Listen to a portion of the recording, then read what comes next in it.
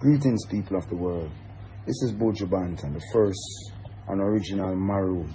Buju means breadfruit in a Maroon language.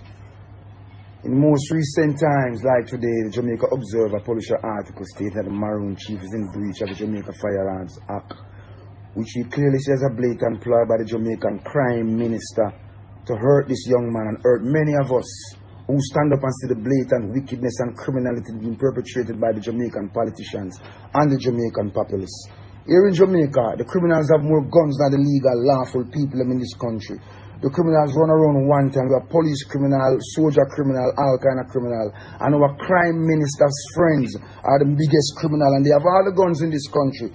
So when they want to label a chief as having an illegal weapon because you want to destroy him and destroy his credibility, yes, it is not right. I want the world to keep a close look at this, because you see that our crime minister has just tried to pass a legislation of illegal firearm holders.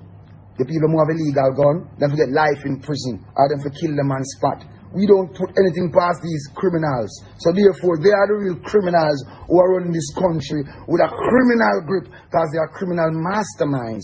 And this is another ploy with criminal intent to hurt another citizen of this country, and we're putting it on blast. Thank you. Xaymaca, unity, them for know a straight love we need in the community. It's time for us to unite, my brothers, my sisters. Let's join hands together.